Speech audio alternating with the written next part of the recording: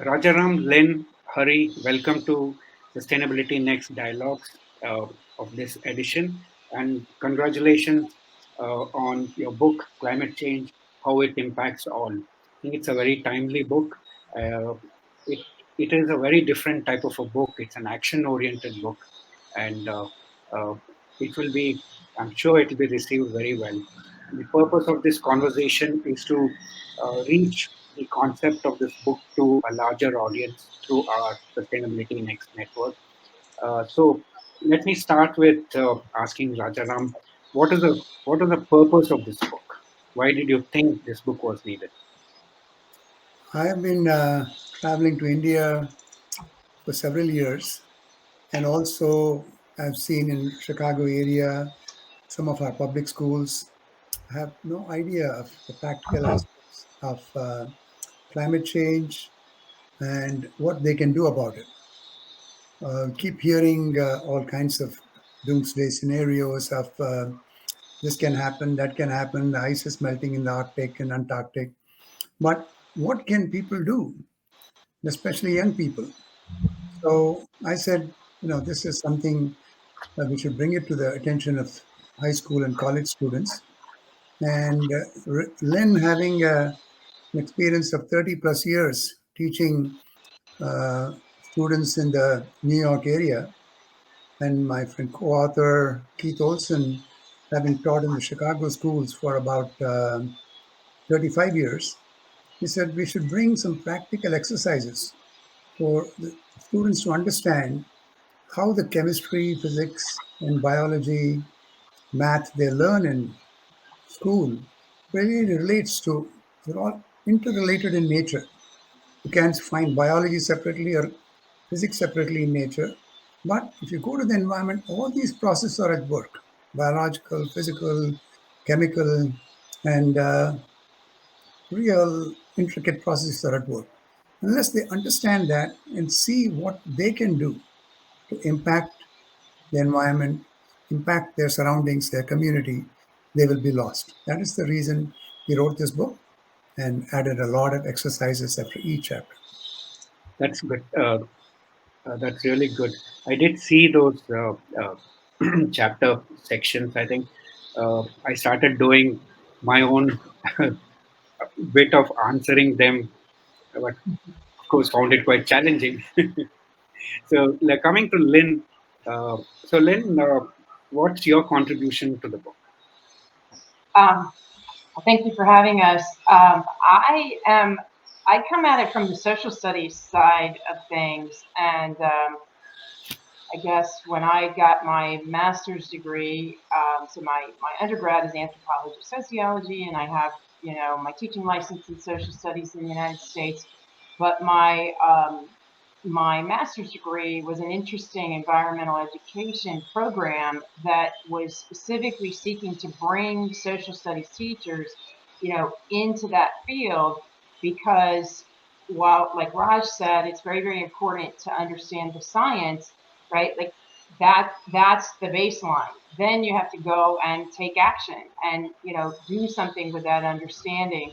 So in 2005, I uh, received, it was called the Indo-American Environmental Leadership Grant. It was a Mhm. Fulbright program, and I went and I was looking at the question of how was sustainability being promoted in India through kind of three intersecting areas: nonprofits, government policies, programs, within the schools and otherwise, and then also business.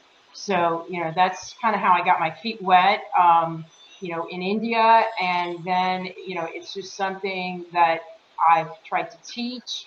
And, I think I bring that into the book. I've added, some of the exercises, um, some of the just, I guess, the idea that there are these systemic things we need to do, and that's where government and business and nonprofits that are promoting things, have the biggest levers. But there's also that individual role that everyone has to take in their own communities. So it's that's what I hope that we've gotten across in the book. Yeah. So, thanks for that. uh, are the American schools already doing what you're suggested in the book, or is it for the global audience, or is it for India? Um, well, that's interesting because in the United States, our education is run at the state level. So there's not, like a federal policy that governs all of our schools in all 50 states. Um, because of the Paris Climate Agreement, there's kind of a trickle down effect. So there are some kind of federal level reports and mandates that are promoting, the role of education in, mitigating climate change. So, but the problem is it just sort of depends how that's trickling into each state. So it's a hodgepodge, right now, New Jersey has a mandate that climate education has to be integrated into all subjects, all grade levels. Washington State's, kind of really moving in that direction. I think Los Angeles in California, New York, I'm on a few groups that are pushing it, but you run into politics. So it's a hodgepodge. So I mean, I think the book, it's needed here as well. I think it's needed, Yeah. Okay. many places. Okay. So Raj, for the listeners, what makes you competent to write this book and to come up with what you just so that you can give your background and things, experience. Yes, yes. I started my life as a mining engineer, uh, working in one of the deepest gold mines in Karnataka state, Oh, okay. and then came here about 52 years ago. And then I was seeing that after the mining industry for 10 years, I moved into the environmental industry because I had an opportunity to come to Chicago and saw how I can use my skills in the mining Mm, industry to improve water management, waste management issues in different parts of the US. So, my first big project in Chicago when I came here in the early 80s was a deep tunnel project to take all the wastewater mhm, that cannot be handled by our treatment plants that was mhm, spilling over into our lake, which is a freshwater lake, Lake Michigan, mhm, and which about 4 or 5 million people depend on that for drinking water. Our wastewater was going there. So mhm, we came up with a very expensive project of tunnels underneath the city, 300 feet below. And that's where I used my skills. Then I saw that now there is so much environmental uh, concern that our mining industry is not taking care of. So mhm. my first book I wrote in 2005 was Sustainable Mining Practices. I That's talked to interesting. people from around the world, Mhm, Australia, US, UK, India, and said, how are we making mining sustainable? Mining is already a bad name that we just rip the yeah, earth and walk away. yes. How are we trying to be responsible citizens Mhm, mining our resources? So I found a lot of good practices all over the world, and I put all together in my first book called Sustainable Mining Practices: A Global Perspective. okay. And Have you since sent then, it to Indian companies like Vedanta and? yeah, exactly. So what I did was I brought out an Indian edition of the book because it was Mhm, published by a UK publisher. yeah. So I brought out an Indian edition. They said, you have to put in some money up front. I said, I will do that. Mm, 500 copies I mm, published at 500 rupees. okay. And one of my friends in the mining industry distributed it to many, many, many mining companies and people in the Mhm, mining industry. Since okay. then, I've been Very involved well. in cleanup of hazardous waste sites in Mhm, India and in the US. So mhm, I've seen how irresponsible practices by industry, the chemical industry, uh, all kinds of industrial sectors, has been polluting our soil, mhm. groundwater, surface water, and So air. is this your second book then? Now, this is my sixth book because Oh, along the way, I said, let me put my mining base management experience yeah. into books. So So, quickly, if you can tell us about your other books in few yeah, lines, we can go ahead with your other yeah. questions. So I wrote a book in 2011 called Landfill uh, uh, Gas Hmm. Management challenges and technologies and challenges. Landfill gas to energy, Yeah. technology Yeah. and challenges. So there, I saw how landfill gas was being just let the methane going into the air and producing a lot of greenhouse gases. So for many, many years, I worked in India and here on capping these landfills so that the methane doesn't escape into the atmosphere. And we can use that methane usefully to produce power. So I put that in my second book. The third book I wrote on solid and liquid waste management, Mm-hmm. waste wealth. We consider Waste. this a waste, Yeah. but Yeah. Yeah. properly managed and recycled, it is wealth. Yes, it is. So, bringing in case studies from the US and India, I wrote the book Solid and Liquid Waste Management, Waste to Wealth. Then Lynn had brought in so many case studies from India when she was on her Fulbright scholarship. So I said, why don't we work together in writing a book called Ecology and Environment? Mm-hmm. So I talked to Terry Press in Delhi. They said they will publish it. So I wrote Ecology and Environment in 2016. Mm-hmm. And then I've been doing a lot of charitable work in the US and India for the last 25 years. So I said, I have to share this. I was getting close to retirement. I was retiring. So I said, how do people who are retired use their time to serve their community through their time, talent, and treasure? That's So really. again, yeah, Keith Olson was my co-author on that. And another Mhm, young lady who had a master's in philanthropy was in the nonprofit industry, mhm, nonprofit sector. So the three of us wrote this book called Golden Giving. mhm. Everything you Wow. need to know for leading a conscious, uh, for a conscious retirement. Yes, yes. So that is the fifth book. I self-published it through Amazon. And Mhm. then this book again, Lynn and I and Keith brainstormed it. We said, because we had wanted to put a lot of activities and exercises. Yeah, But yeah. Terry Press said, no, that is not relevant for college kids, so we'll just take it out. They summarily Mm, took out all our activities and exercises. mm, And it was a huge disappointment to Lynn and Keith, who had mm, spent all their life's energies in putting these activities and exercises based on their he was teaching school kids. So we said, let's write a new book with mhm. climate change becoming a very important thing. Climate change and environment, put all those activities and exercises and more into this new book. And so, with the help of Hurry and Notion Press and your help, we got it published this year.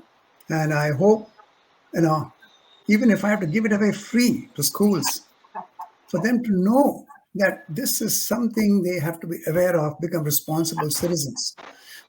I'm willing to put my time, talent, and treasure again to So spread this word. instead of giving it away free, Yeah, whatever budget you think you have in mind, you can use it for marketing the book. exactly, exactly. So So I'm going to, yeah, that way we can sell uh, yeah. much better. And that's why Uh, we price the book at 295 rupees because it will be affordable by most people. yes, We could have yes, come up with a hardbound edition, but I said, no, make it as low cost as possible to get the yes. material out to as many people as possible. So again, huge congratulations, Raj, Lane, Thank you. and Chris not here for bring this out. Uh, Hari, would you like to chip in a way? How did you find this book, and you think how can uh, maybe I'll ask more direct questions. A question. See, it is important to train the teachers to help students use this exercise, Yes.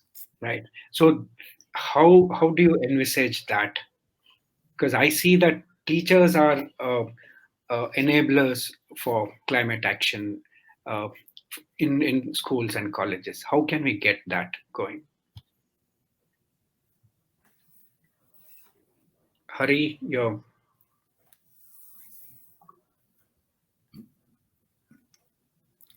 Muted? Hari, Hurry, no. could you get that question? Or one of you, Lynn, you can answer that. Lynn? Well, that's I can say a little bit. Yeah, that is something that I was just in a meeting yesterday here in New York. Like Mhm, we were just saying that it's just like a gaping omission. mhm, We New York State has I didn't realize this, but some of the people yesterday that I was meeting with said that we have the most ambitious targets to, reach net zero by 2050 of all the 50 mhm, states. So mhm. there's a lot happening at kind of that technical level and kind of government, pushing and, promoting, switching to alternative energies and all of these incredible things, but they don't talk about the education aspect. And so one of Mm, the gentlemen, he works in the sector of, uh, are there people, let's say, trained to install solar panels and, do all these technologies? And he said there's a shortage right now. And if we're not educating and we're not, like you said, having teachers trained in yeah. their preparatory programs, it's not going to happen. Like there has to be a very tight coordination with understanding the background of climate change and then setting up the career paths for students to actually choose these careers and understand the urgency of it. So yeah, I haven't been back to India. I mean, I'd love to go back and do another research, see where things are at now in 2022, but it's a huge problem, here in the United States. And again, we're one of the states that's even kind of mobilizing around it. Some states, I don't even know where this discussion is. So, So um, can you give say three solutions? How can we get teachers to become the missionaries in this? Um, well, I think the thing we've said is the teacher training. So making Mhm, it a mandate in mhm, college preparatory. There already are mandated courses that mhm, teachers have to take to get their licensing. So I would say that would be a good one for all the teachers that are onboarding. Um, then I think, and this is something that New York City started, I want to say maybe 2002, they mhm, required every school to have what they call a sustainability coordinator, mhm, um, which is really incredible. The problem is that they didn't really free those teachers up. So I have a full class load, but kind of on the side, I'm the sustainability coordinator. So that is something just from experience, 20 years of experience. If they could make that more of a full-time position, mhm, then you would mhm, have mhm. someone in the schools who, Yes. is teaching the kids, getting everything in there, but also could teach their colleagues. Mm, And yes. then a third thing that we're really trying to work on in New York is New Jersey has something like this, kind of getting like a state body where Mhm, environmental educators from the nonprofit field, maybe these companies that need the career connections and might have internships, and then representatives from the Board of Education, like getting kind of a statewide consortium that's funded through government that can convene and just create this networking between all of these stakeholders in this. yeah, that's interesting. Hari, Mm-hmm. are you up? Is your audio up? It's still trying. But again, what I see, I have gone to my local school here, Benedict, to Mhm, talk to them about minerals. They said mhm, they're doing a course on minerals. So my about 20, 25 years, I've done projects in mining all around the US and India. So I took samples to them, how to mhm, identify what is a gold ore. Now, mhm, from where does copper come? Okay, where is the mhm. ore? And how Yeah. is that processed into, copper wires that we use? That's Mhm, essential for our livelihoods. mhm, So this is the kind of basic things some of the kids don't have at the middle mhm, school and high school levels.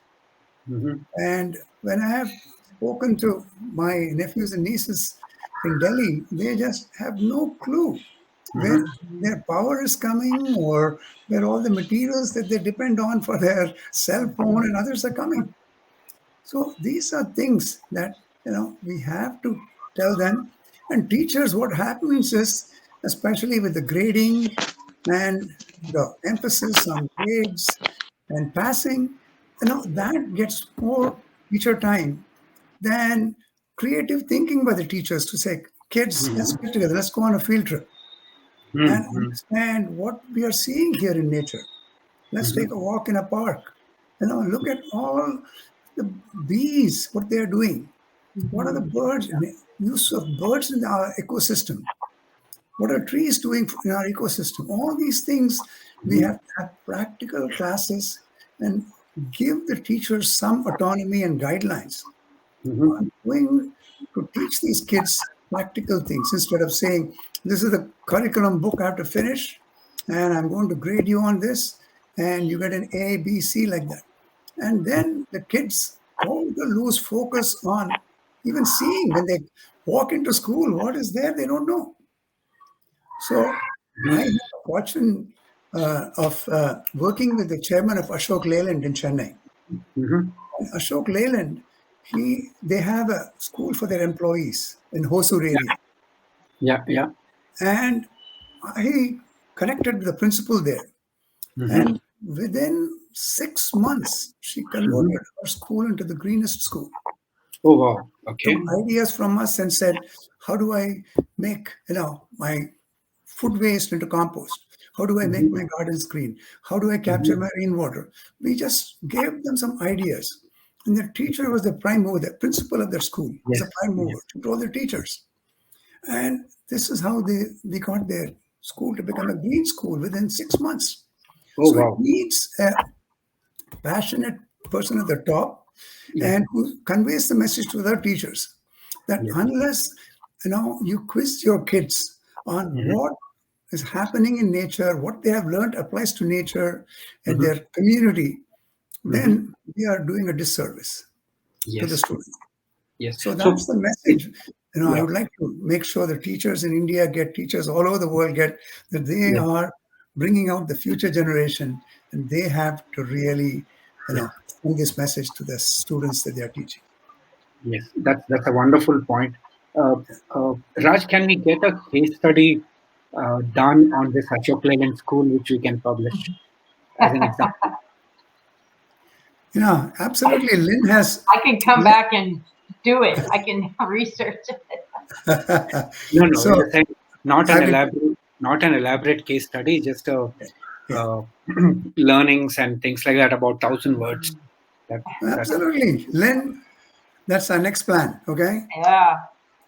based on Um, your work with the state schools and the bodies that you're working with, mhm, how can we make this? What are the difficulties in making it happen? So let's write an article, yeah. okay, Yes. Yes. on yeah. what are the pitfalls, what are the difficulties teachers face these days. Like Hmm. you said, you're a sustainability coordinator and you're Hmm. asked to do that on your own time. Mhm, Yeah. Okay, Yeah. people have their own lives also other than teaching. Yes. So you should be given 100% of your time to coordinate with other teachers. mhm, Yes. So So how write can something like that and let us get it done in the next mhm, 2 months. Is that okay? mhm. 2 months? That's too long. Six, For 1,000 words. 30 days. How about 30 days? Len, Okay. you Okay. give me the outline, I'll write it, okay? Okay. Okay. So Wonderful. Hari, you're up, I Trouble is, think. you're talking to a Ben who works on a 12-hour and 24-hour deadline for a Yeah. thousand words. Yes. Yes. Yes. Uh, And Ben, the trouble is, you are talking to academicians for yeah. whom every sentence and phrase and word, is weighed some, 20 times before they sort of craft it into their piece, Yes. Yes. right? I can. No, I but can. this is for practical, thing that Yeah. can be done here and now. That's what Ben is saying. Yeah. And Mhm. I will get going. You have really put a challenge for me, Ben. Yeah. I will Sure. work with Lynn, And get I some like. I ideas like from her. giving challenges. Yeah. So Hari, come And in and tell how uh, this book can be yeah, used uh, in a more practical way in Indian education system. You're asking absolutely. me, Ben? Yeah, Hari, yes. Well, I'll put I it will like this to you. I will get that I work. mean, you have heard both Raj and Lynn speaking extensively on its relevance. Hmm. I will phrase what they said or rephrase to say that, there are many books on environment, on sustainability, on ecology, or at least the last, say, 30 years, from about 1995, clearly, we have had, the dialogue. The Yeah. debate on sustainability first moving into academia and then into industry by about 2010 or so. And therefore, there's Mhm. been lots of books. I mean, you can go back to the earlier fathers of environment and ecology, Paul Hawken, Aldo Mm, Leopold in the 1920s, many others mm, like that who have been writing, of mm, course, Rachel Carson in mm. 1964. But what has always bothered me is they all write wonderful books, extremely thought provoking, but they do not tell me if I'm 25, 30 as to what I can do to Ah, connect myself to what is happening around me.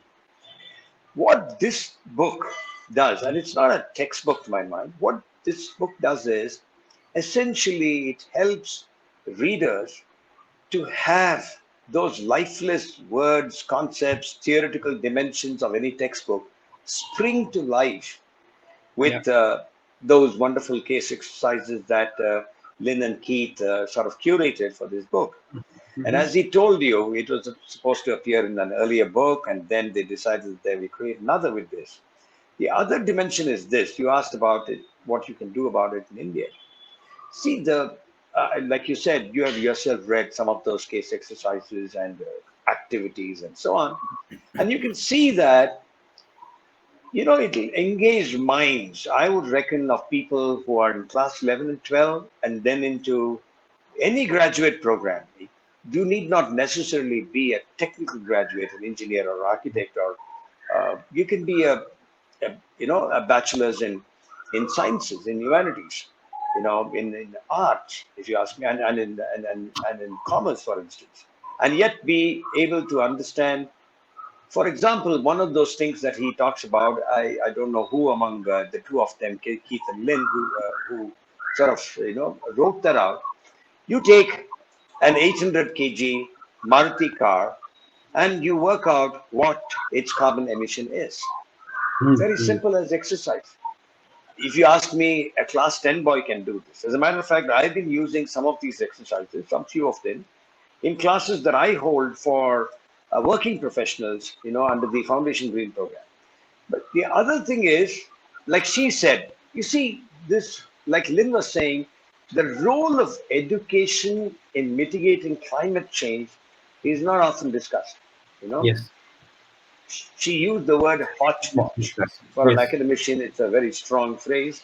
But across the United States, she's saying it. And do I have to tell you, Ben and Raj, who has a good understanding of Yeah. education in India, how bad it is here?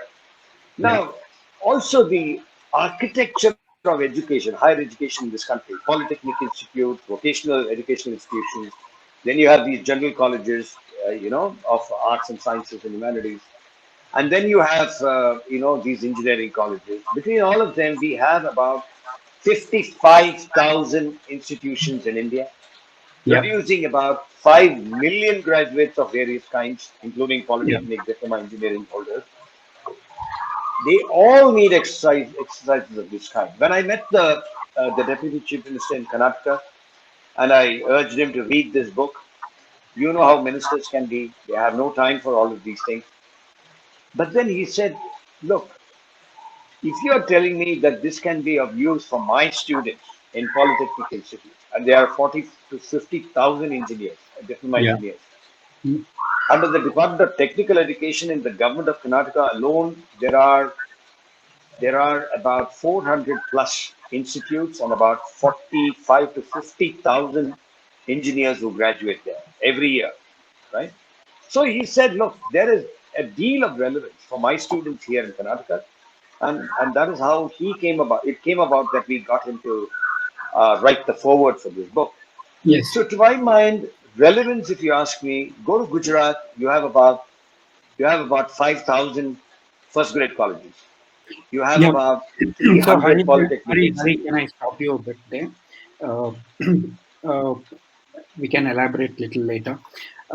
I think a larger question which I was been meaning to ask is that the way the exercises, the way it is listed, and the way the education system is now, it will take ages for them to do make a change. So, Raj, you're a technical person. How can we use technology how can we use technology to leapfrog in sustainability education? Use simple videos. For example, when I was asked to do the India Water Portal in Yeah. 2005 by Sam Pitroda, one of Oh, my okay. neighbors here in Chicago. So I said, I don't want this to be a portal to be accessed only by professionals, PhD students, or graduate students. I want this for the common person. So I worked with Argyem in Bangalore Yeah. and several other groups and I know in India. And I said, I want simple 30-second, 3-minute, 4-minute videos. Okay. How anybody can do rainwater harvesting, Yes. how to set it up, Yes. how our water bodies get polluted. Hmm. A rural person wants to understand why he is drinking dirty water from his pond. Yes. We have a video in India Water Portal which Okay. shows that, okay, he washes his cattle right there. Their sewage is not being treated or sent somewhere else, it's being sent to the pond. Yeah. So when you do these things, you will drink dirty water and get sick. Yeah. So keep them separately. Keep your cow dung separately from where the water rushes out in a rain and Yeah. pollutes your water body, your drinking water. So these are simple videos we can get, and we have the technology to do it and people to do it. And if I find some people in India interested in doing it, I'm like Hari knows I'm in the analog era.